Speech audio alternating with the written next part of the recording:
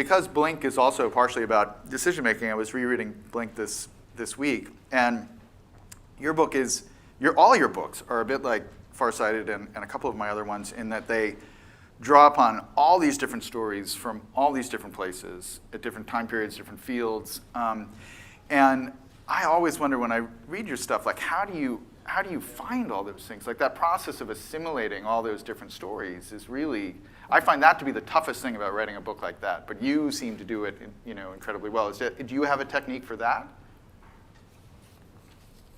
I don't think so.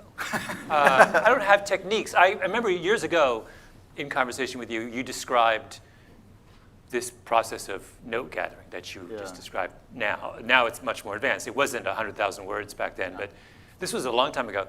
And I remember just being amazed at this process you had, because I don't have a process.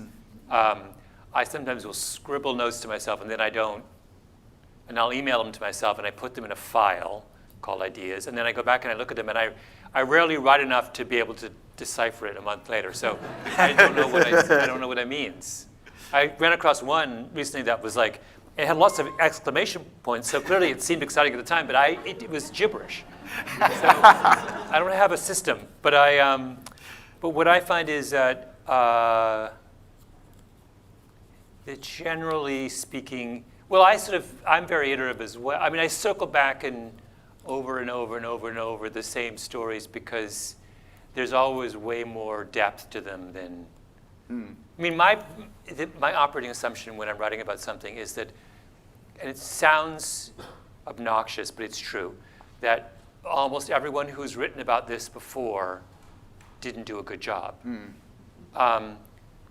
So pick a famous court case, read the popular press on that court case, and in 98% of the cases, you'll discover that the people who wrote about it didn't actually either attend the trial, read the transcript of the trial, interview anyone else. I mean, people just don't. People are lazy. Right. So as long as once you realize people are lazy, you don't have to have any great magical story finding abilities. You just have to read the transcript. The other thing, right. The other thing that I think that you do and that I try to do, I often find when I'm interviewing people, and they're for whatever field they're in, they're at the top of their field, they're a surgeon, a neuroscientist, or a lawyer, or whoever they are, and they've done something interesting that you want to write about.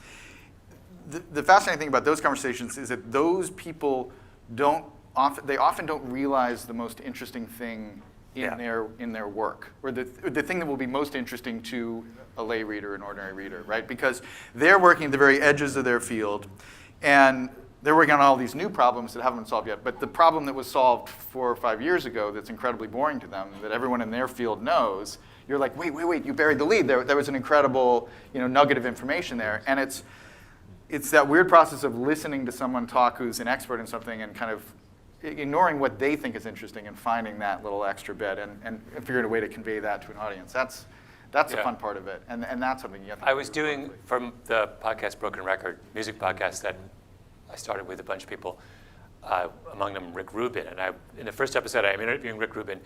And Rick Rubin was the DJ for the Beastie Boys in their inaugural tour when he was still at NYU. And he was telling the story of that first tour. And they, on that tour, opened for Madonna.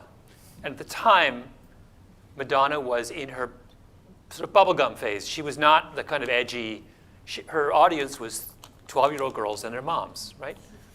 And so it's like, wait a minute, Rick, the Beastie Boys opened for Madonna. So you would be in some concert hall, and the Beastie Boys are doing their thing, and they're all like 18 years old.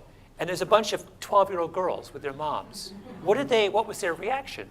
And it's like clearly he hadn't thought about it for 30 years. And so many weird things happen in the life of someone like that he is no longer classified that as strange. Whereas to me, that is deeply hilarious.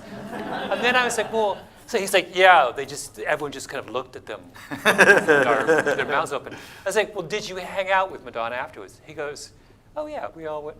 It's like the visual of the 23-year-old Madonna chewing gum with the Beastie Boys and, long bearded Rick Rubin. It's just so fantastic. But he had no. It was his life. Right. It wasn't. He didn't find that. And that is. I agree totally. That's the magical thing about interviewing people is that the looking at their life through a different lens. Right.